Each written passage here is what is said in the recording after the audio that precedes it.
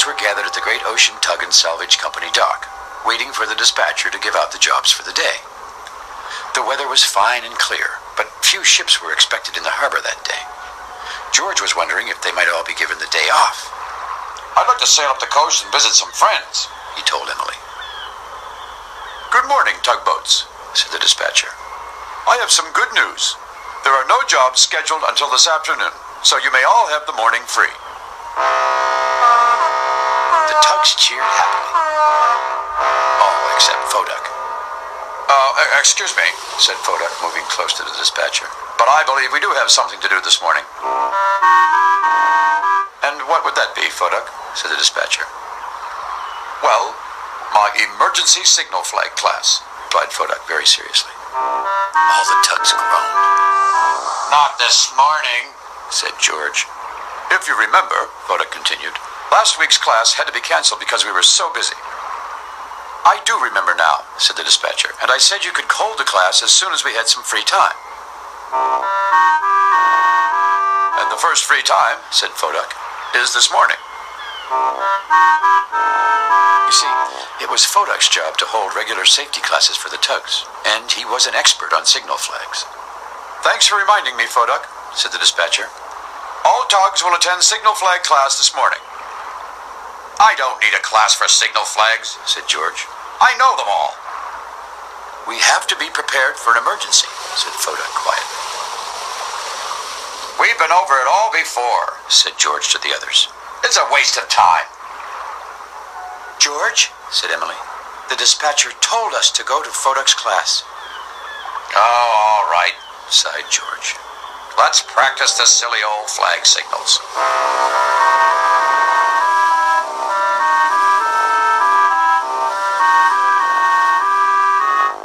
The tugs gathered for signal flag class out in the harbor.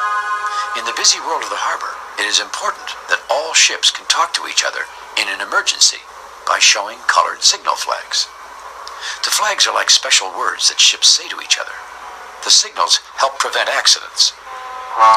"Let's get started," said Foduck. "I will show one of the signal flags and ask someone to tell me what it means. Ready?" "Ready," said all the tugs, except George, who didn't seem to be listening. "All right," said Foduck, showing the first signal flag. "What does this flag mean? Emily?" "That flag means..." Emily paused, thinking. "I am leaving for the ocean." "Right," said Foduck. "It does mean I am leaving for the ocean." "I wish I was leaving," said George. He was trying to make a joke, but Hank was the only one who laughed. Foduck showed a different flag. "What does this signal mean?" he said. "Theodore?" "Let me think," said Theodore. "I think it means I'm dragging my anchor." "Very good," said Foduck. "This class is dragging too," said George. "Let's try another one," said Foduck as he showed a new flag. "What does this signal mean? George?" said George. He was surprised to hear his own name. "Go ahead, George," said Theodore, trying to be encouraging. "Tell Foduck what the flag means." I will," said George. But he wasn't sure at all what the flag meant. "It means, I know, called Hank. "Give George a minute to think," said Foduck. "I don't know what it means," said George suddenly. "And I don't care." "This signal means I am in trouble," said Foduck. "George, you really need to know this one." "These signal flags are silly," said George. "If a ship is in trouble, she can call me on the radio." "But what if the radio isn't working?" asked Emily. "Well, I have other things to do," said George. He still thought the flags were silly, and he could not remember a time when he had ever had to use them. "We haven't looked at the other signals yet," called Foduck, who had raised another flag. "This is a very important signal." But George was gone.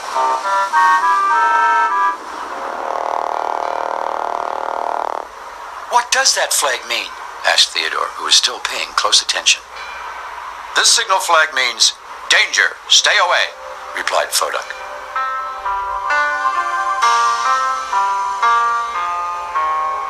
Well, later that day, George was relaxing at the dock when the others returned from signal flag class.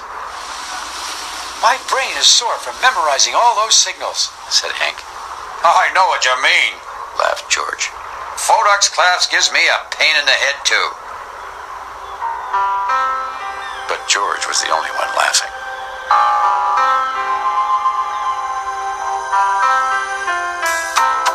Over the next few days, the tugs were very busy as many large ships entered and left, and many barges were pushed and pulled. But not once during the week did one of the tugs use the signal flags, and George made sure Foduck knew it. Did you use any of your signal flags today, Foduck? Asked George. No, said Foduck, who didn't really like the question. Well, did you use some? Asked George. No, said Foduck. I'm not surprised, said George. He still thought the signal flags were silly. But that was about to change.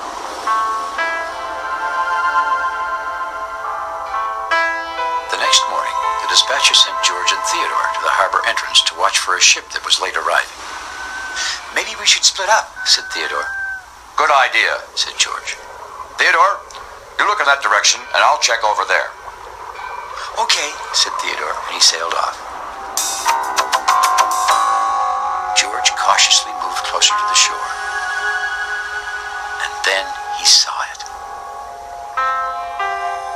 The large shape loomed in the distance. It was a ship, and George could tell from the way she leaned that something was wrong.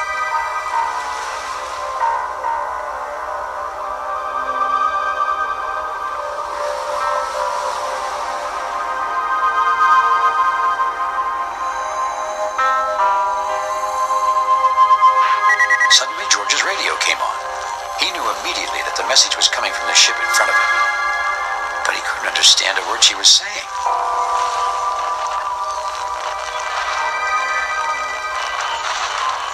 You see, the ship was trying to talk to him, but something was wrong with her radio, and only parts of the words were coming through. Her radio must be broken, thought George. I can't understand. He decided to move closer when the ship showed 2 signal flags.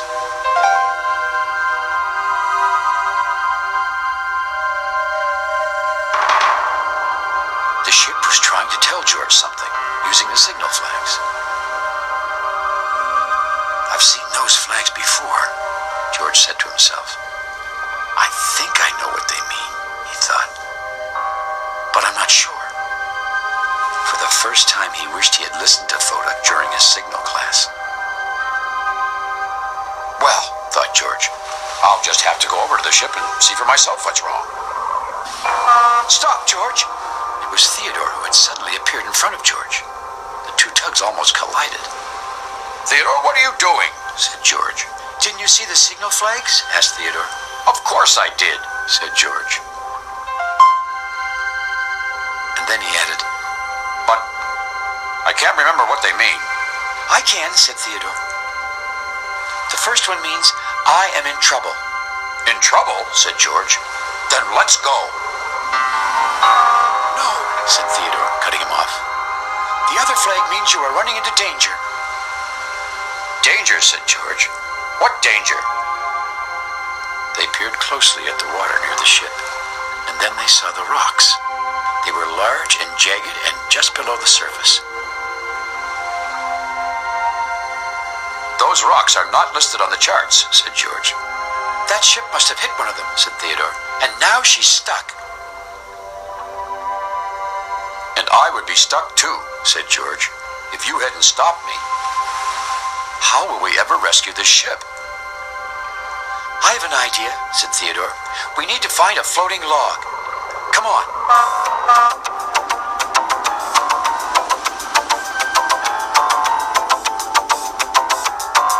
Theodore's plan was simple, and it worked. First they found the log and tied their tow ropes to it. Then they floated the log to the grounded ship so she could reach their ropes. Okay, Theodore, said George. Pull!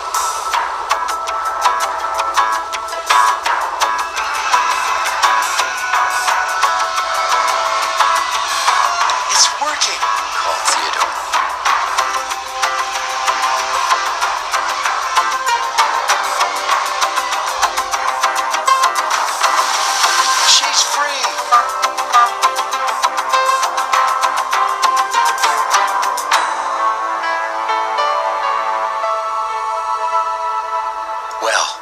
News of the emergency rescue spread quickly around the harbor. All the tugs congratulated Theodore and George. "Good work," said Emily to the two tugs. "You saved the day." "You're heroes," shouted Hank. George didn't say anything for a moment. It felt good being a hero, but he knew there was someone else who had really saved the day. "The ship never would have been saved without the flag signals," George began. And then he turned to Foduck. "Foduck, you were always telling us how important flag signals are. I'm sorry for not listening in your class. You're the real hero." Well, Foduck was very happy to hear this. The other tugs whistled and smiled their biggest smiles. "Hooray for Foduck!" "We have some more time off," said Hank. "What do we do now?" George answered with a signal flag. "Hey," said Hank, "I know that signal. It means go." "Go where?" said Theodore. George raised another flag. "I know that one," said Emily happily. "That signal means I wish to raise flags." "Let's go raise flags," shouted Hank. "You mean," said Foduck to George, "you want to practice signal flags?" George raised a flag right away, and so did the other tugs. Their flags all said, yes. And with that, all the tugs headed off, with George leading the way.